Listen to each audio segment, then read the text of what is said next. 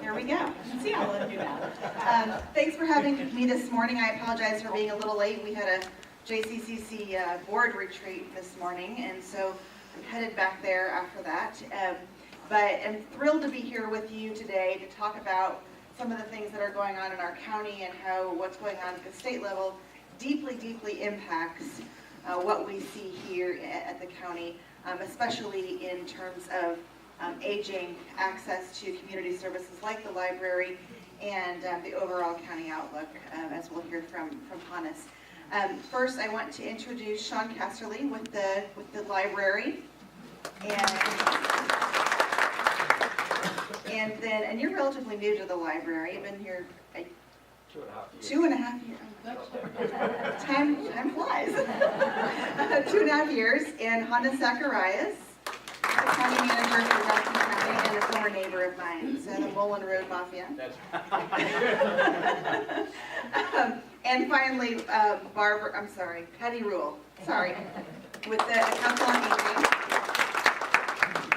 And I think we'll get right to it. We have a limited amount of time. I want to leave plenty of time for questions and answers. And we have a couple of questions that we're going to discuss here, but also be thinking of your own. We'll wrap up a little after 10:15 so that we have time for your pertinent questions and answers from the panel. So let's get started, shall we? Okay, tornadic budget cuts. Tornadic, I liked that term. Kansas revenue short $1 billion and growing, if you've seen the news lately. These headlines get attention, but how might tax cuts hit each of us in Johnson County? We will be talking about the big picture, and specifically with seniors and libraries. And we'll just go ahead and get started. In the past 2 years, I'm curious, and I'm sure this group is too, what are the 2 or 3 most important measures your organizations have taken in response to tax cuts?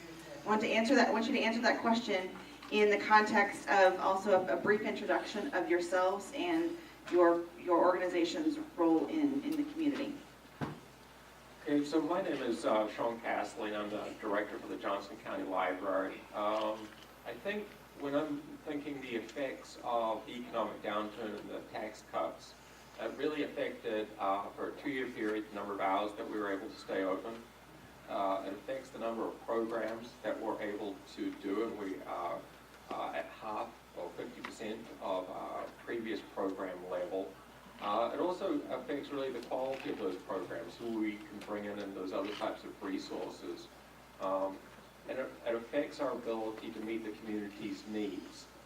And just in that day-to-day process, meaning new services, the ability to engage the community, it just has a dampening effect overall. Hannes?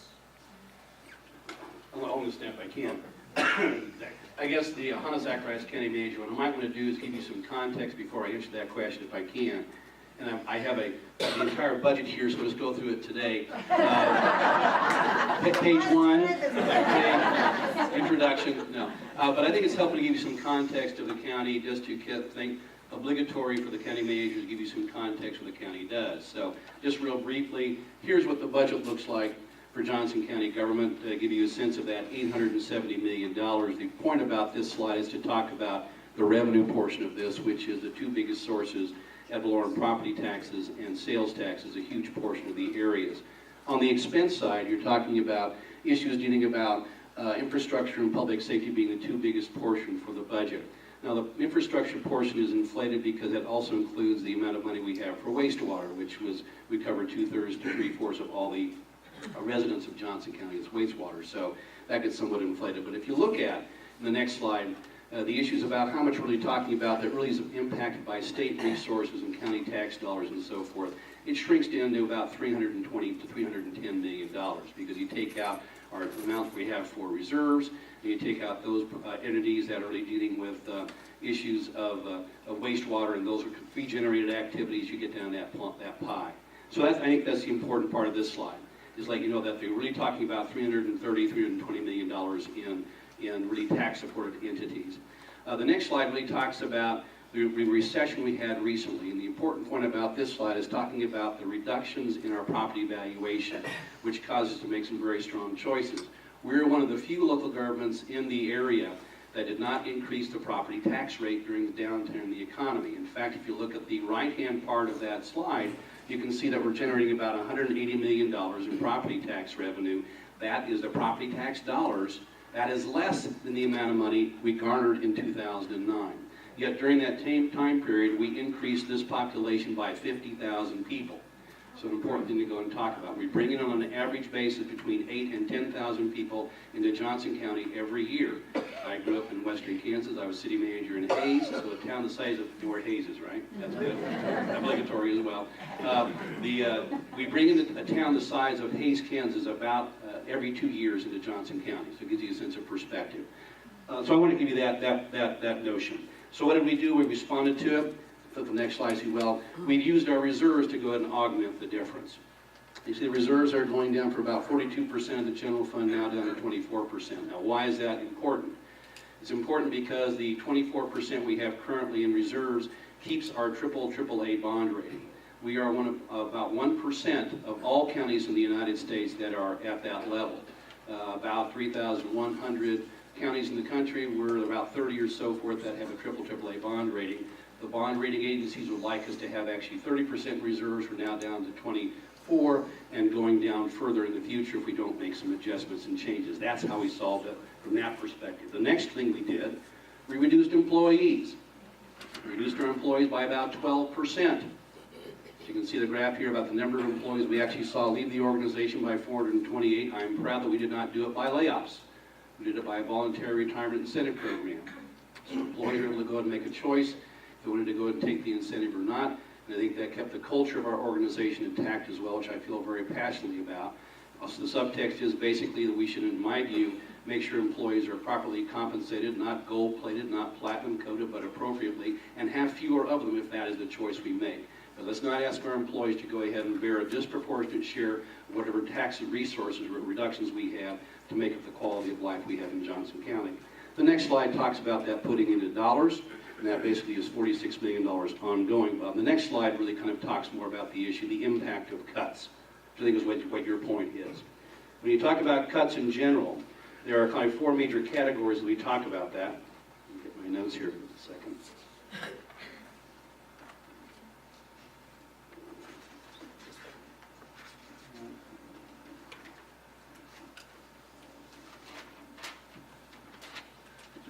Let's talk about department mergers and those sort of things first, thank you. We did internal mergers between our Department of Technologies and Resources, our Enterprise Resource Department, which does payroll and so forth, those sort of things, and our Mapping Department. We converged those together into one department. We combined our Emergency Management and Emergency Communications Department into one department, got some efficiencies there as well. We combined our Board of County Commissioners Office and the County Manager's Office, did some efficiencies there. Probably most dramatically, we combined our Department of Health and our Department of Environment into one organization as well, got some efficiencies from that perspective as well. But those had some minor impacts on services as well. On service eliminations, we did eliminate the restaurant inspection programs. We were doing restaurant inspections as far as the county was concerned. We gave that up and made solely relying upon the state of Kansas to provide those restaurant inspections, which, given now the dramatic reductions in state funding, we're suspicious about how much efficacy will be in that program, but that's where we gave that up to make that work. We decided to get rid of senior case management. Senior case management was a big issue. That gave it up with regards to, and gave that to these MCOs to go and provide that service.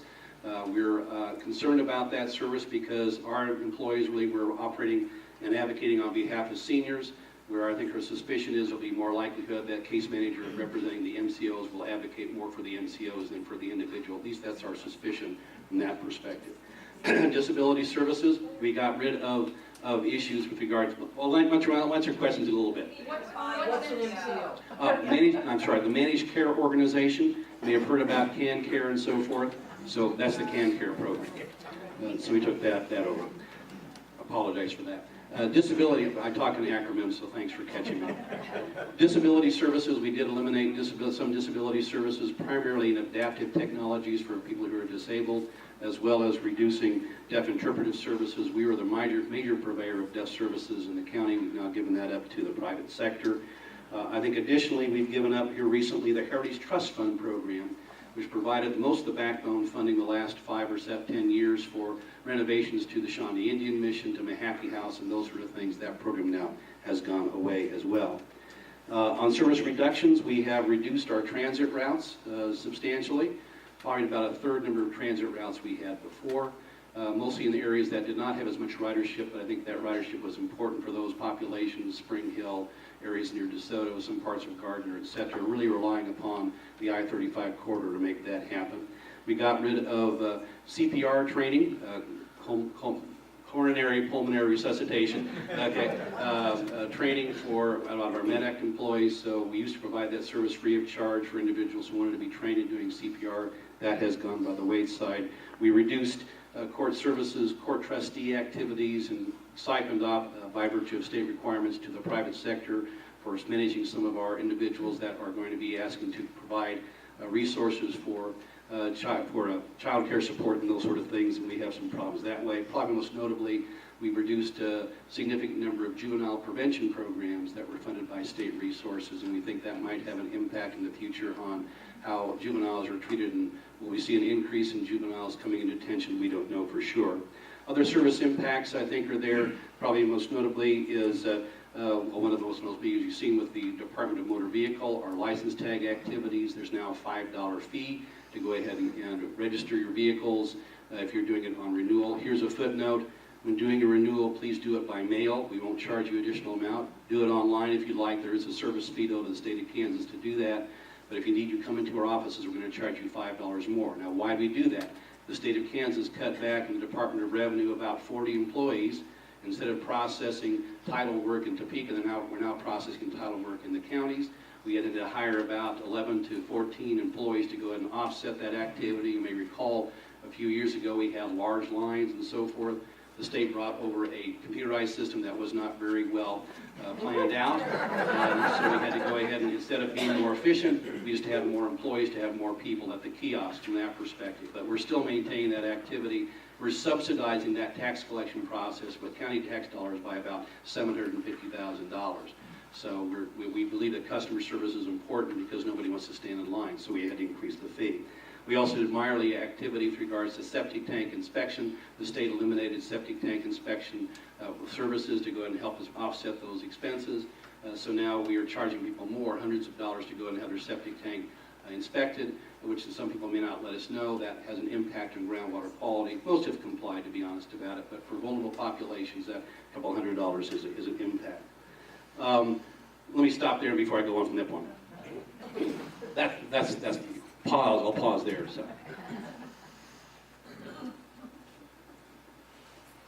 I'm Patti, and I'm the chair of the Johnson County Commission on Aging. And we are, you speak up, won't you?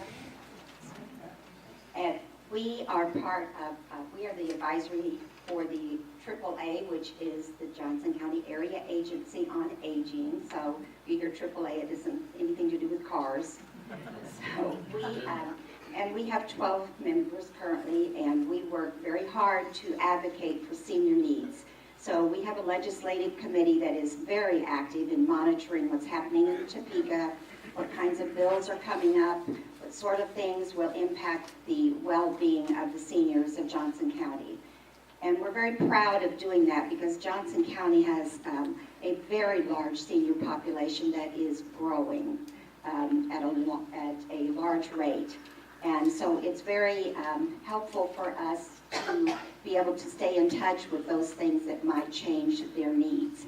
I worked for 22 years for the county for public health. I was the high-risk nurse out in the county who went out to ensure that the seniors in the county's needs were being met and the quality of their life and safety was maintained. It was a great job. It was a busy job. And one of the things I did with that was to interface with the Area Agency on Aging all the time to help get the services in their home that they needed. So some of the services, and our concern is that some of the services are under the Senior Care Act, which is a state-funded program. In that there are some matching funds. The person receiving those services has to undergo a financial assessment too. And those services are provided for homemakers, helping with baths. They're a meal delivered to them, a home-delivered meal, which when I was there watching, that was often the only hot meal that person had. And sometimes the only real meal they had that day. So nutrition was an important part of their health. And our concern is if those funds reduce, that will reduce the number of people that can be served, as well as the hours they can be served in their home. So it may not immediately eliminate how many are getting it, but how much service they can have, whether it has to do with a couple of hours a week or more or less. So our concern is to make sure, because we know the population is growing, and our concern would be then that there would be even more available to receive these services. So we would actually need more resources to make sure that we could do that. And I can tell you a little bit about what we've done to help that. We advocated in 2013 that we would get the equity of funds distribution from the state. And that's because before, it was based on the census before 2010, and it didn't show the number of 80 plus in Johnson County, the density of that, the poverty level, and the minorities. And all of those are factors in how much we get per person. So we were successful in getting that changed, and I believe we got another $13 per person added to that, which was a big help. All those monies go in to help. So, and then some of the things that are done are state funded, but they have federal match, so the state, whatever the state, it must match the federal in order to get the full federal funds. So that's another one of our concerns. If that's reduced, it would also reduce some federal. So.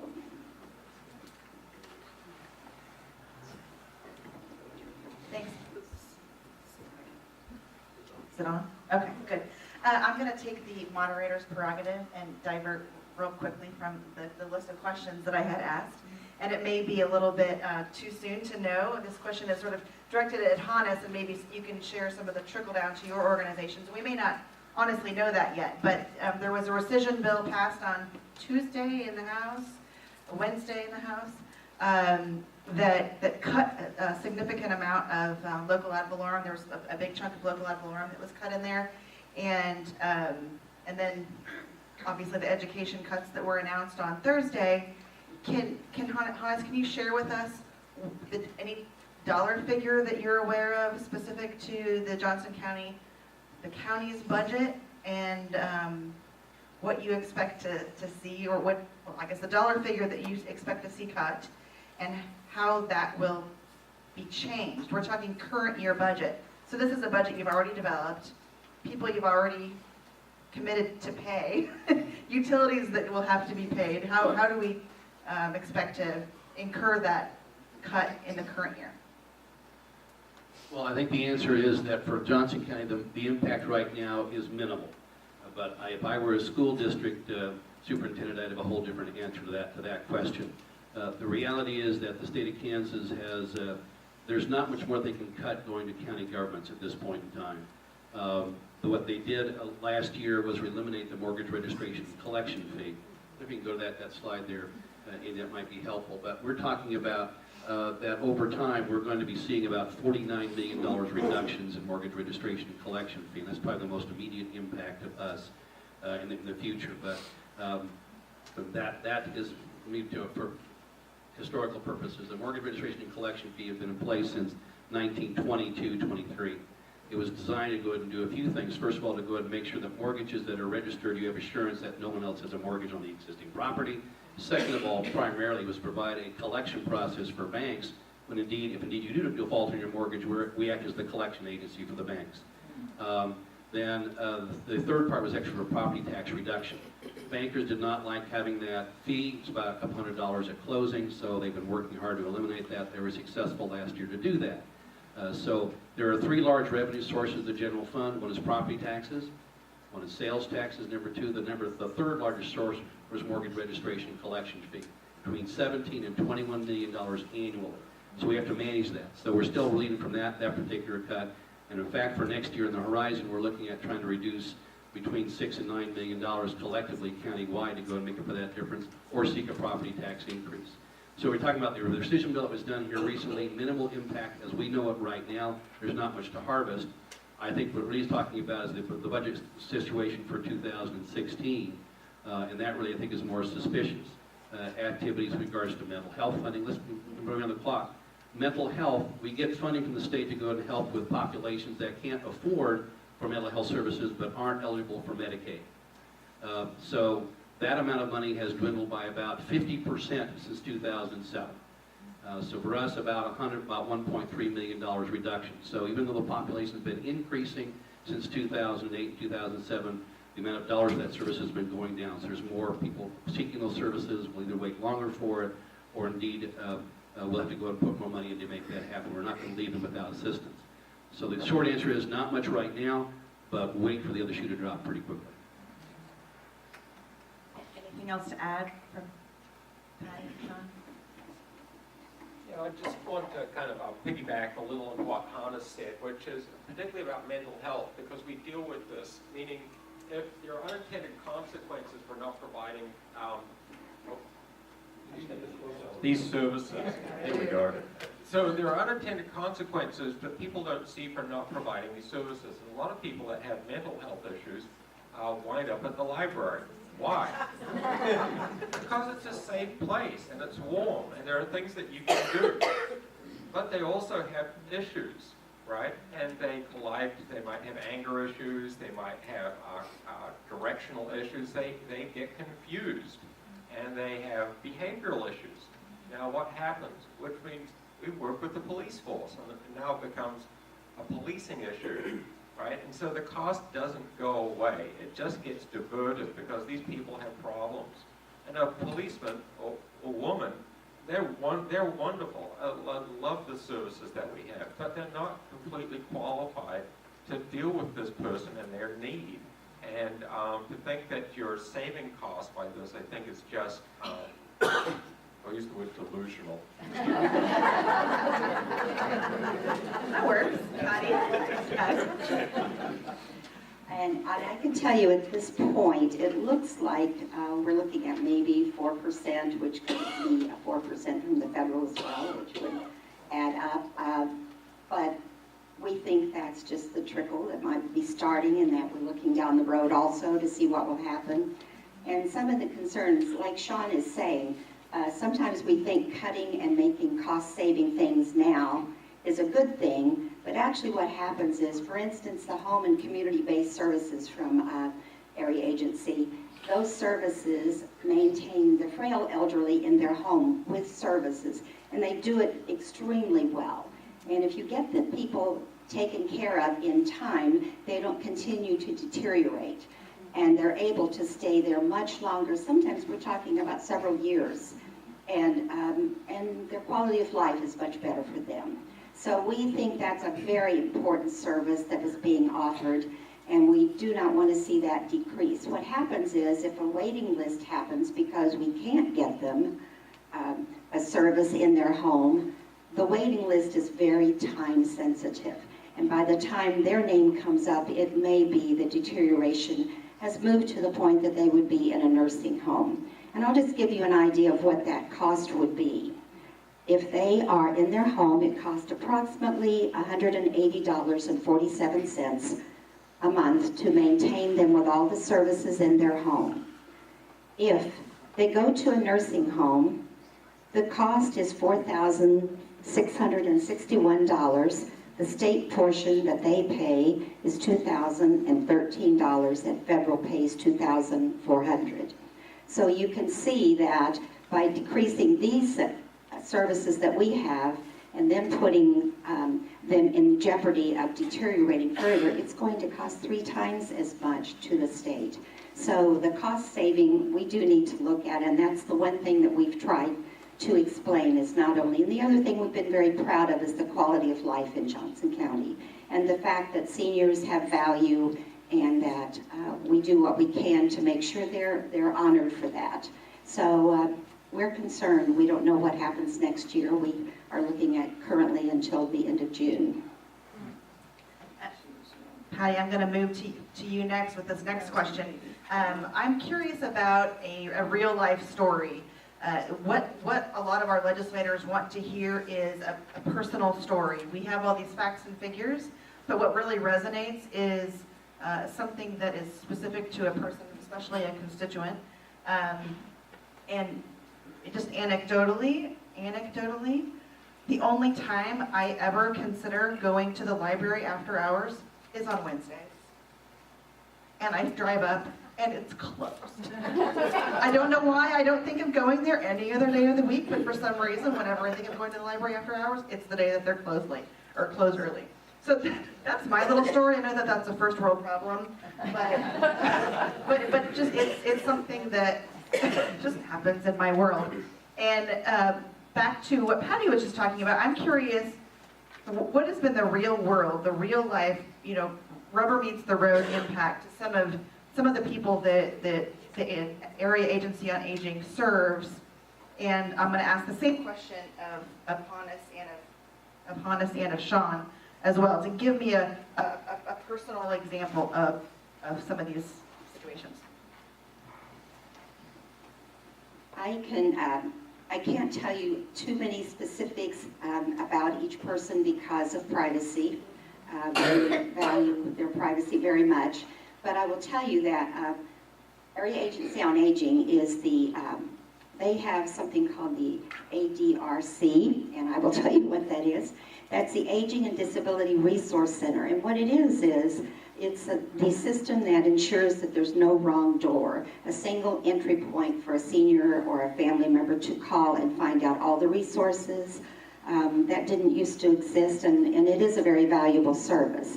And the county area agency now currently has the contract for that. So what happens is the calls come in. Most of those calls have to do with people under the managed care programs, organizations calling to say they aren't getting their homemaker anymore, or the bath aide isn't showing up, and there have been numerous reports. We have the Commission on Aging actually made up a list generally of what kinds of reports, and it was given to the Oversight Committee in Topeka for the managed care organizations. So we are monitoring that and finding out because the case managers there, as Hannes referred to, they are under the auspice of a private care organization, and they must speak to them. They have dollar figures to meet, things like that. So our concern is how much service is given according to what their income levels look like as far as the company itself. So we have been watching that very closely, and we get periodic reports about that, and we are getting reports.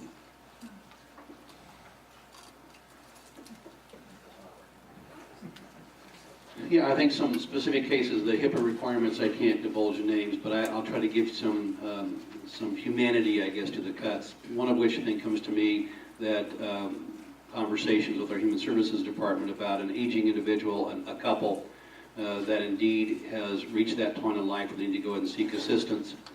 They ask us for assistance, and the way they access services is through the telephone.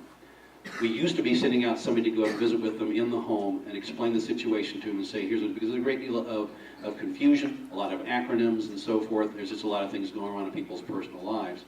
That service has stopped. So that couple now is required to go ahead and make that kind of connection with a managed care organization through the phone. So that makes them much less likely to get that service, or to get the services that really are geared toward them, or to really understand the full impact of what services might be available. That's disappointing from my perspective. The second case might be an individual who indeed approaches us and says, I am disabled, I need to have some sort of adaptive technology to make sure that I can go and make phone calls. I recently became disabled. Where can I go for help? We used to be that place to go and provide that service. Now we send them on to somebody else and hopefully they make the connection. So that's a diminishment of service. Or the third area I talked about is a gentleman who indeed needs to have transportation to get to a job. But we dismissed that particular service line because of budget cut activities. So now they're put in a position, how do I get a job if indeed, how could I get to the job I need to have? Do I move or do I just not seek that job and decide to stay on the unemployment line? So those are real life examples that come to me without attributing actually people's names to it. We're able to keep many of the services, but I'm going to talk a little bit about the quality of the life that people have, particularly with senior services that we have, which is an outreach service. So we go to nursing homes with books every week, talking to people that cannot get out to the library about their reading interests and what they would like, and we bring books that they would like, and we're able to form book groups. And again, I think this is just a quality issue. And it's something that I'm really proud of. The other thing we do is juvenile services, teenagers that are incarcerated. So we've got a case when I went with Kate down to the juvenile detention center and met these young people. And it was really interesting. One of the young men was sleeping, put his head on the table. And we were like, you can't put your head on the table, you've got to be awake. And he goes, oh, I'm so tired. I'm like, well, why are you so tired? Well, I spent all night last night trying to finish this book, but they turned the lights out here, so what I had to do is stand, put my book next to my little window, and get the light this way, and so I could finish it, and so I'm really tired. And I like that, because there is hope. When you go to a juvenile detention center, it is sad. It is sad because these kids have been disposed of. These are not bad children. Right? These are kids that have been put in terrible circumstances and have found themselves on the wrong side of the law. But I'm going to be honest, if we invested just a tenth of these kids that we invest to incarcerate them, right, they would never be there. These are bright, normal kids that really started behind, the starting line. Not everyone starts at the same point in life, and these kids started behind. I think it's the role of the library to get them up to the starting line and get them beyond. The other thing that I'm really proud of is our involvement with partnerships with the school districts around purchasing plans, and also our summer reading program.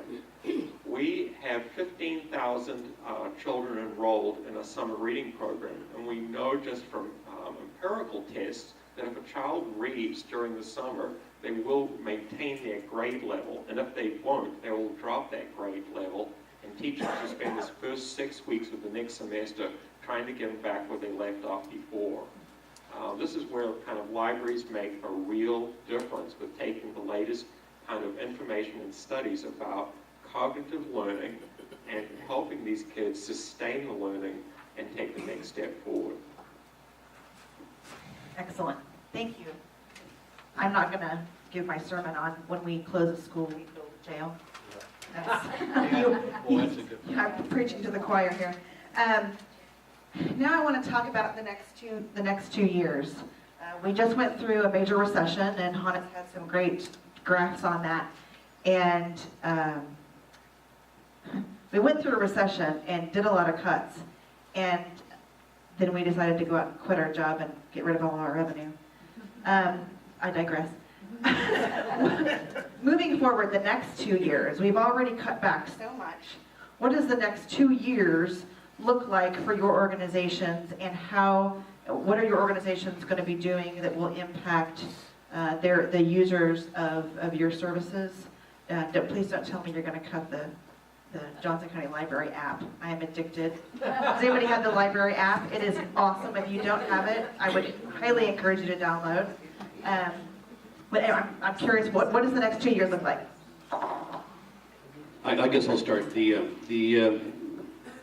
interview, the next slide here, dynamic here again. Just recognize that this is impacting us. The number of employees collectively in Johnson County is going down disproportionate to the increase in the number of people that we're serving. So something has to give from that perspective. You look at that area.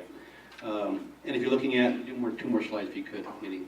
You know, I think what I'm seeing is this, what's most likely to happen is in reduction in services or an increase in the mill levy. That's the only place we can go. You know, part of a headline might be that a property tax increase is coming to a local government near you. And if you indeed you are in the case in the school, if you're in the school district issues, that was the conversation in today's morning paper. I think we'll be less involved as far as county government is concerned, but I think that is going to be the end result. And I think that understandably, well, some choices have to be made. When you decide to go ahead and reduce of the third leg of the stool, that being income taxes statewide, it becomes a shift or a reduction in services. That's the natural progression. That I think is just logical to go and make that happen. So in our lexicon for Johnson County, we've got to face some choices. Either we reduce services or decide to go and increase the mill levy to offset the reductions. Again, I'm saying that because of the mortgage registration and collection fee downturn, we're going to have to make up those revenues. We'll get some salvation by increase in valuation. Valuation increase has been about 6% this last year. We're optimistic about that amount as well. But we think that that's going to not be enough to offset the increases in salaries. That will probably be the easiest conversation. People will say, let's just go ahead and cut employee salaries. We're doing a modest increase of 3%. You know, increases in the country right now, the last 8 months is 2.2%. We have a turnover rate of about 13% in the county, so people are being harvested for their own personal gain to go someplace so they can get more revenue. So I'm not advocating that indeed we go ahead and take it on the backs of employees. Let's do fewer things. So we've asked the organization, Sean's part of this activity, this next year to bring forward a prioritization of our hundreds of different services and say which one's number one and which one is number 500 on those lists in context.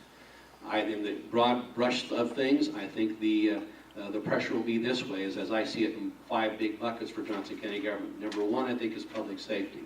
People want to be safe. People want to make sure that those who are incarcerated and are there for a reason, that we keep themselves from harming us or harming others. That'll be important. And the issues with NetAct and those sort of things, that'll be number one.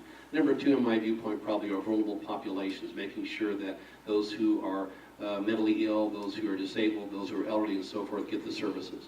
Number three on that list priority would probably be general government services. We do the property tax appraisals.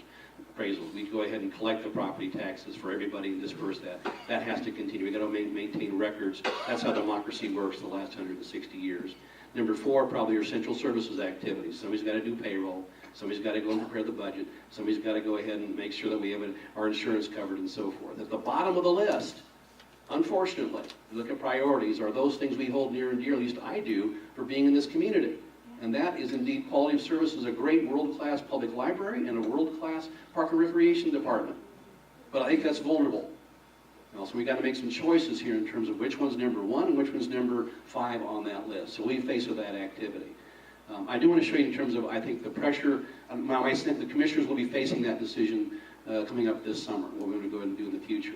Now, that's one issue as far as cutting services. But I think there's also an option which is out there I want to talk about, that being property taxes. And let me move the next slide if you could in. You'll get a copy of this. This is the organization chart. It has too many numbers on it, but I think it's important because when you talk about the issues of which services are going to be reduced, the logical suspects are up here. And it gives you the amount of money in terms of tax dollars going to these organizations. We can cut the Johnson County Museum of History. That saves you $300,000. That's not going to make up $6 million in cuts you got to go and make. There are certainly, the biggest dog in the block is the sheriff. $77 million going to the sheriff department. Now, is that going to be something we're going to maintain or not? The sheriff feels very passionately about maintaining that services, and we did put $3 million more dollars into that program at his request. So we'll see how that program goes in 2016. So you'll see a copy of this, because I think this is the target, if you will, for conversations of what services get cut. The revenue side, next slide. We are the lowest property tax mill levy rate in the state. By how much? By about 40% next to the number 104 out of 105 counties. So we have capacity, perhaps some sense, of local property tax increases. Not, desired if you want to pay for a property tax. We do have some capacity that way. So you can see our 17.7 mills compared to our median household value activity pretty strong, robust. The next slide kind of puts it in perspective, lets you know that the county tax, the percentage of household income, the smallest in the state of Kansas as well. So that might indeed be a logical place to go and look at in the future from that perspective. So I think, let me put another context for you. We have one mill in Johnson County raises about $7 million. It's a substantial amount of money. That means for the average homeowner, one mill is about $2.40 a month. Okay. KCP&L is talking about a 12% increase in their rates. That's about $12 per month. I've not heard anybody talk a lot about that activity, but in proportion, our problem could be solved by a mill increase of $2.40 per month to make that happen. So the average homeowner in Johnson County pays $55 a month for all the services you've been hearing about and you see on that activity. And I don't think that's walking to the bank with tons of cash. That is less than I pay for my daughter's cell phone bill. Those sort of things. So I think that's going to be the dilemma we're going to have in the next few years, or next year, is what is the trade-off between maintaining services and increasing the mill levy. We can't go sales taxes. We've tapped out fee activities. We've gone as far as we do the activity. We've asked, our biggest fee generation, frankly, is MedAd, so ambulance services. We don't charge you by going to the scene, but if indeed we haul a person, or transfer a person to the hospital or so forth, we charge on average $550. Now, that's mostly picked up by Medicare from that perspective, but that rate is capped. So even if we can charge more, Medicare is not going to pay that amount of money. We just increase the amount that individuals have to pay the difference on. And for vulnerable populations, they can't pay that from that perspective. Insurance companies will pick up some of that, but many folks aren't uninsured. So we think we've tapped out that activity. The next big revenue raiser probably is what we charge cities for incarcerating prisoners. It costs us about $130 a day to go to incarcerate somebody. We charge cities $35. So we could indeed increase that amount, but there's not a lot of political desire to do that when you're charging cities for that kind of incarceration activity, and that also gets past the taxpayer as well. We've already increased $5 the fee for regards to DMV, so we think we've tapped out the market in some respect on fees. We can increase sales taxes. Nobody wants to go and do an intangibles tax, which is 1% on people's portfolio. Mission Hill just got rid of that a few years ago. We could bring that back. It's probably not going to be politically viable. So the only place we can go is property taxes, where I want to end up with this slide. Go back, if you could, Andy. Keep on going. Keep on going. Keep on going. One more. And this is the valuation issue. You talk about this, and to me, I think is a big issue we should be aware about statewide. And this is a summary of the appraised values in Johnson County, where property is appraised. You can see over time, we've increased, the red area is housing valuation. So the biggest part of valuation in Johnson County is houses. There's no question about that. That's probably a good thing we're going to do. The next slide is really, I think, disturbing for me from my perspective. Let's talk about who actually pays the taxes. In 1988, we basically had residential property owners were paying about 46% of the value of the property taxes. Now we have 64%. So now we have an increasing pressure on a diminishing resource. So that's why I said the idea of saying, a local property tax increase is coming to a local government near you is, I think, the issue. And I think the state of Kansas has to figure out what sort of tax policy it wants to have. We're not going to have income taxes. We don't really have, we used to have cigarette taxes in the county. We gave that up for increased sales taxes. We're not going to do that. Sales taxes probably the elasticity of that probably is tapped out. We're about 10% now. You get above 10%, you're going to go across the state line. What other place can you go? So I think that's the choice we have. Either we go and reduce services or we increase property taxes. Thanks, Hannes. Patti, what does the new normal look like for the area agencies on aging? Well, at this point, we're still watching to see how much reduction. One of the things we did, the Commission on Aging are all volunteers, so that's a savings because we do a lot of work out in the community. Also, there's a huge section that are volunteers for area agency that do the driving to deliver the home meals to 600 or so home meals delivered every day, and do a program called Catch a Ride that allows some of the seniors who have no transportation to get a ride to their physician's office or to other medical appointments.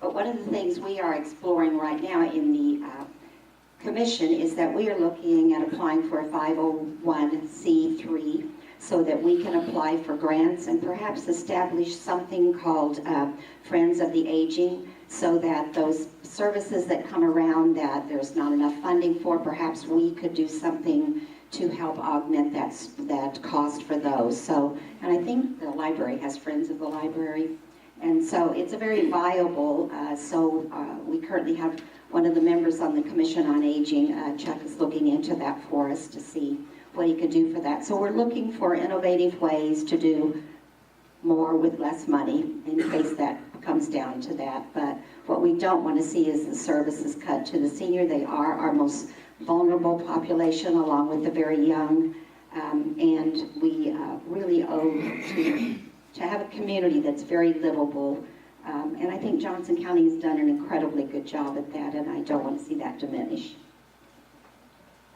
Thanks. Just to a follow-up, I think what she's saying. One other thing that we talked about that earlier, the idea of, in my view, of doing more with less does not exist in this community. We have done a great job in the last 5-7 years to go ahead and be as efficient as we can without diminishing significant services. I think the lexicon now is doing less with less. And that's the choice we just have to make and be honest about it. And either we want to have the services we want to have, or we have to go and do fewer services. So I don't think it's more with less, I think it's less with less. Great point. Sean, what does the new normal look like? Well, it's kind of interesting in comparison, coming from Fort Wayne, Indiana, that was much more depressed than Johnson County. We really suffered from the Rust Belt and the steel industry, a lot of foundries. But in comparison, the Central Library in Fort Wayne is 360,000 square feet, and it will serve about the same population size, and is funded at a grade 11. I think Hannes's point is really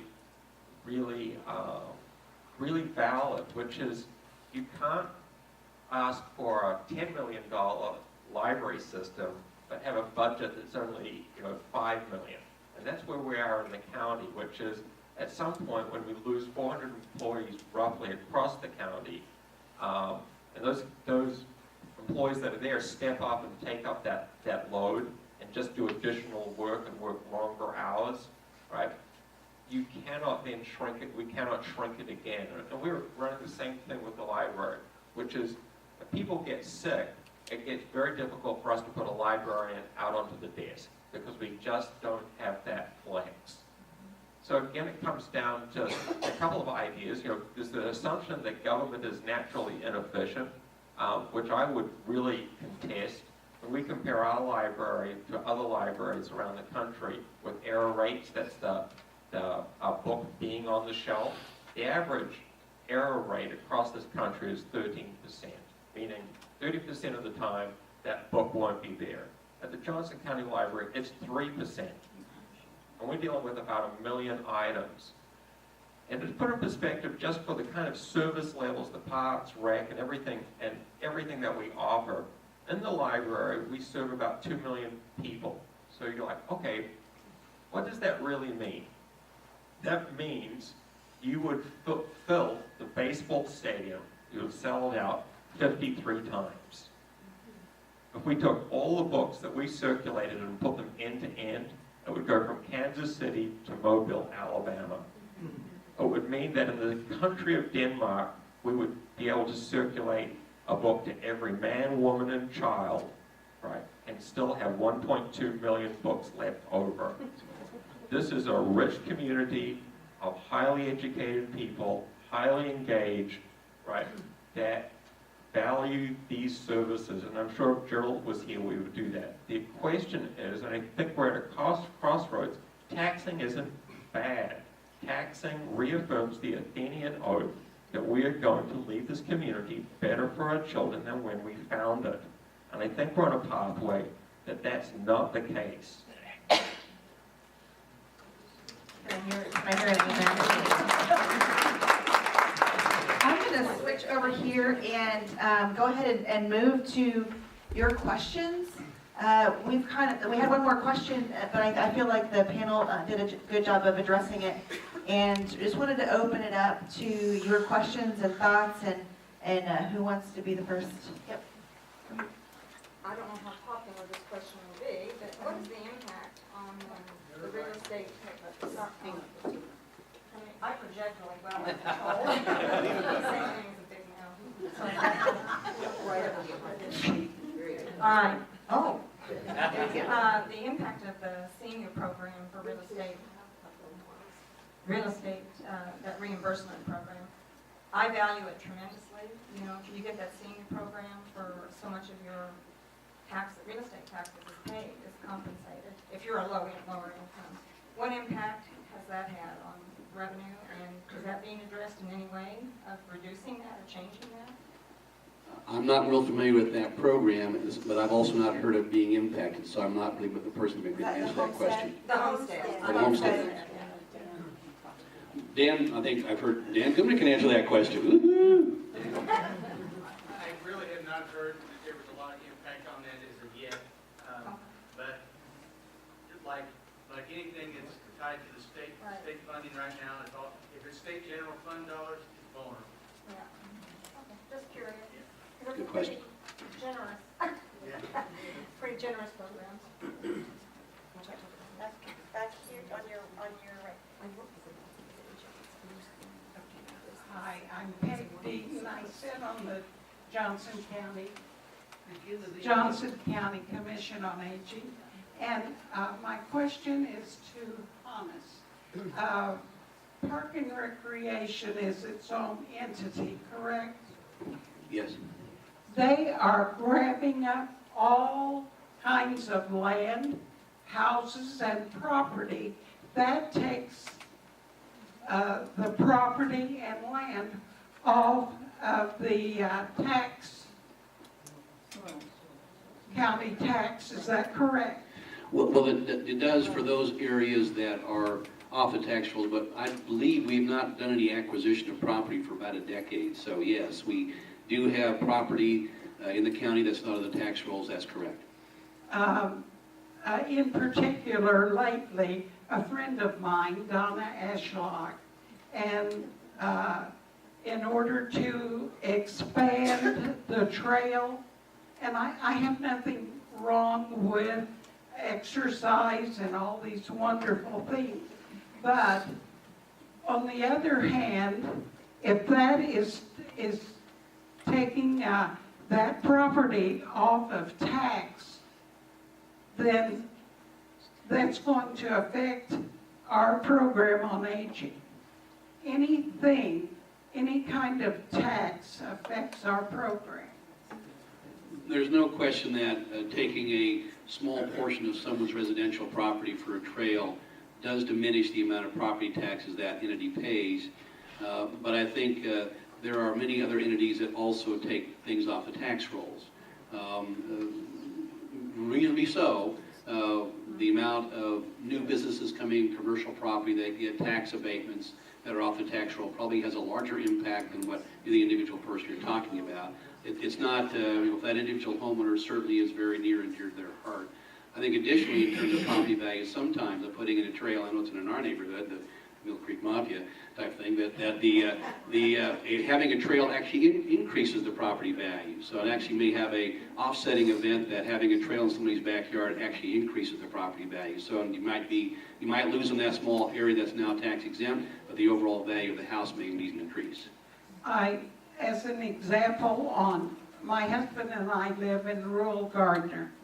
At Edgerton, I forget now, and I probably shouldn't speak because I don't know now how many 100 acres that Park and Rec acquired at, what, $5 million?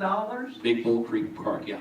And they rent out the barn, but why do Park and Recreation need to accumulate hundreds of acres of property that could go into housing someday?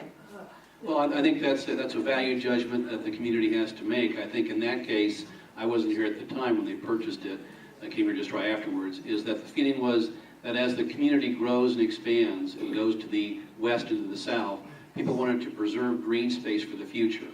And witness, I think, the tremendous, affinity for Shawnee Mission Park that people love, and a large green space now kind of almost being surrounded by population.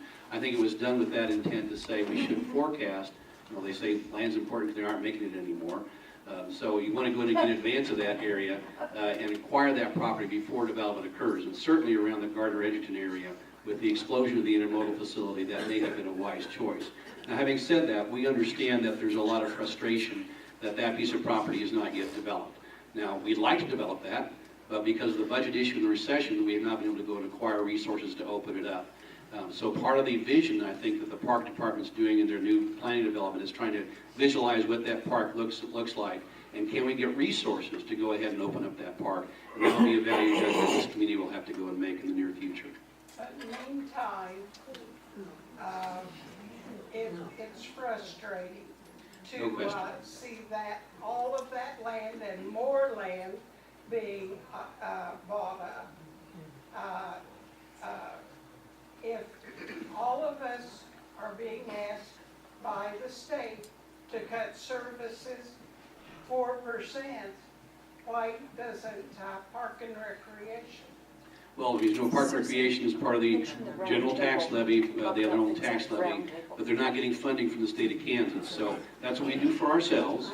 And I think that's a choice we've made to say that we want to have a robust park department. I admit that it's going to be part of the challenge we go forward is do we want to maintain those services or not? And then again, that'll be part of the conversation. Hannes, could you detail for the group that grouping of things that because of the mortgage registration fee, we were not able to fund? Because I think that says something about the quality of life that we're dealing with in this county. Well, it's a good question. I think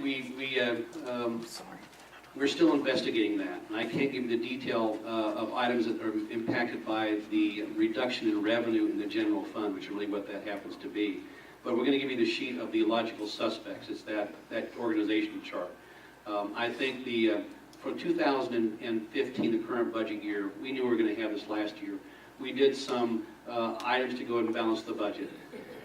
One of which we used our reserves, and we also did one-time money to go ahead and put into the tank.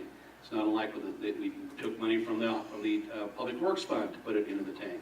That's not unlike what the state of Kansas is doing right now with KDOT. I think that may not have been the best choice, but we did that for reasons to go ahead and kind of give ourselves some time to see how the real true impact is going to be on mortgage registration. Coming from the future, that's the prioritization process we're doing right now. And we're going to be investigating what services are going to be cut to maintain a flat mill levy. I can give you that right now because we're still developing it. I want to take a quick poll. How many of you in this room have bought a house in the last 20 years? Okay. And at the median price of a home in Johnson County, $211,000, the mortgage registration is a couple $100. Yes. When you were signing all those 50 pages of forms for your mortgage, were you concerned about the $200 mortgage registration? When you're borrowing hundreds of thousands of dollars, and that's the conversation that a lot of the realtors would have in private, that, you know, this doesn't impede someone from buying a home.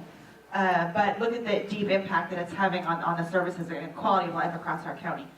Another question? Back in the back, pink sweater. Don't forget when they eliminated the mortgage registration fee, there was a very small part of the heritage fund. Yeah, that's a good point, Chuck. That a portion of the mortgage registration fee was for the Heritage Trust Fund activities, and it was years ago about 25 cents per $1,000 of your mortgage. We increased by 1 penny because the state of Kansas did not want to fund the historic museum, so we said we're going to take 1 penny, and up to the first $100,000 goes to the state of Kansas. Beyond $100,000, it can go toward Heritage Trust Fund activities in various counties. We're one of the few counties that was garnering that much support. So most of their support for the Johnson County Museum of History, which is not lost on me, and also creating a large S for doing the Heritage Trust Fund activities came from that activity. So one of the big impacts I think that we won't see until for a while, you look at the Shawnee Indian Mission. It had no resources from the state of Kansas. We financed hundreds of thousands of dollars for that facility to go ahead and keep it in a state of repair versus disrepair, and really kind of provide, I think, a gem in that area for our history. How many of you have been to the Shawnee Indian Museum? It's a wonderful facility. It's a great story about Johnson County heritage. The second thing, the Mahaffey House. Many people have been to the Mahaffey House. Exactly part of our heritage. We finance that. That program's gone. That program's gone. Thanks, Hannes. Sorry, I think you were next. I'm really sorry to hear about losing all these services. I'm wondering though. Wait a minute. Thank you. Sorry to hear about losing the services that most of us cherish. I have a question. What about the King Louis facility? Any commissioners in the room? That's right. Well, I'm glad to take that on. I think King Louis, I think, is a tremendous facility and a great project for us. Let's go back and understand that the current Museum of History is in a facility that leaks like a sieve and has mold issues. It also has no capacity for expansion. And I think the value judgment for me is if you're going to have a Museum of History, where are you going to put it? It needs to be worthy of Johnson County. We found King Louis for a real rock bottom price. It's a great facility, and the historical value of that is not lost on me. There were 3 icons, if you look at suburban development of the 50s, that were around. Whitehaven Motel, I went to the Wrecking Ball. Thank goodness we kept the sign. The second of all was the Glenwood Theater. That's gone as well. We kept the now the theater's gone. The third facility really was King Louis. So the opportunity of moving a Museum of History from that location, dilapidated, into a facility on Metcalf, which can help revitalize that area from that perspective, I think is a tremendous coup. By augmenting it and saying we're not going to have arts activities into it, well, I think you look at it 5 years from now, it'll be one of the best decisions we've made in a long, long time. It's a wonderful facility.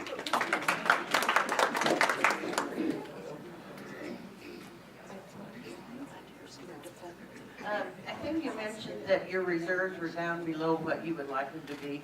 Do you anticipate that affecting your bond rating? Well, not right now. I think that's the choice we have to make. In order to maintain the reserve, something has to give. We've got to reduce our expenses, or we've got to increase the revenue. Now, there's a legitimate conversation about saying you want to go ahead and maintain the AAA bond rating. The bond rating is only important if you're going to borrow money. If you're not going to borrow any money, what difference does it make? Okay? But we maintain 25% cash to go ahead and do that. Now, there's other values for having a AAA bond rating. In my sense, probably bragging rights, probably a sense of indication to the rest of the world about how well we do in Johnson County. That's not lost on me either. But in order to make that happen, you've got to go ahead and make some choices. You've got to clean that up. So our plan is to keep it at 25%, make adjustments in our expenses or revenues to accommodate that, maybe grow it back to about 30%, which most AAA bond ratings have. So in order to maintain it, we've got to go ahead and make some tough choices. Right now we're okay, but our 5-year projections means we have to make some adjustments either in expenses or revenues. I want to ask a quick question before, and then you're next in the back. You'll have the last question. But I have a question about those reserves. How much is your monthly payout for, and I know the area agency on aging has a lot of volunteer staff, but you have a budget that you have to pay certain things for. Sean's organization has bills to pay. What is the monthly payout for your organization? And if I can just segue that to the point of having reserves, is that when the state late pays or doesn't pay, where do we get that money to pay salaries, to keep the air conditioning on and the lights on? Yeah, you're talking about really kind of maintain cash flow. What's the, as I interpret it, what's the percentage of reserve we need to have to go and maintain cash flow? Because in our case, we get 2 big payments, that being property tax, they come in twice a year. So you got to make sure you have enough cash flow to cover the rest of a 6-month period or 5-month period. That amount for the general function, the biggest point, I think the minimum amount is probably around between 7 and 10% of cash flow. So we have more money than we need to maintain cash flow. But we do not have enough money, or we just have enough money right now to maintain our AAA bond rating, because the bondholders are much more skeptical. They don't give a rip about what's happening. They want to make sure they're going to be guaranteed to get their money back. And having more money in the till gives them more confidence, and that's how you get the AAA bond rating. So a value judgment will be made, that difference between, let's say, 10% and 24%. We want to go and hang on to that, or we want to spin that down further. I don't like that, spinning it down, because it's one-time money. It's like, gosh, you know, borrowing money to go and pay for capers, those sort of things. And so or borrowing money to go and pay for your groceries. So I think you got to make some tough choices. We need to make the tough choices. Last question. About a year ago, the county government sent out a quarterly report about their activities, and I think that was a good idea. Next, I have a question for Sean, the library person. Some years ago, the library had a tremendously large loss of materials due to theft. And I would like to know how much during the last reporting year period for you, what was the dollar amount of materials lost? Yeah, that's a good question, and I don't have that on the top of my head. I mean, I can find that out for you. Afterwards, I can get your address or anyone else who would like that. So let me just talk about theft in general and how we kind of combat it. All of our staff are trained, and we have security gates at all of our locations to catch people. But we're a trust-based organization, meaning if you come in with some form of identification, right, we'll give you a library card, and then you can take hundreds of dollars of material, right? And we ask you to bring it back. And the reality is, not everyone does, but we go after them. And then we've had a couple of cases, particularly with DVDs, where we've gone off and prosecuted people. I owe you $3 right now. The other thing, and I really have to applaud county government and the commission, because we've worked with the county auditor, and we've done a couple of things. We now, if you do owe $3 and you have an email account, you get a weekly reminder. You do. And what we see is that we're able to help people who may not be paying to pay what they owe us. We're not a bank. You owe us the money, and we would like it. And the reason, and this isn't because we're money grubbing, we really want it because we want to get the material back because someone else wants it, right? And they're having to wait too. So the motivator is there. But if you would like the exact dollar amount, I can get that to you on loss. It's not as great as you think, but there is a dollar amount. Great, well, we'll wrap up with that, and there are going to be some roundtable discussions if you have more individual questions. At the end, we'll meet back at the tables. Don't forget, there is a primary election on March 3rd. If you live in the Olathe School District, if you live in Roland Park Ward 3, if you live in the city of Shawnee, there's a March 3rd primary for mayor. Is there anybody else have primaries that I'm not mentioning? Roland Park Ward 3. Olathe School District at large, and City of Shawnee. And then April 7th, be sure to vote in the spring general election. I'm Ellen Miller. I'm the one who arranged this wonderful panel. Would you please join me?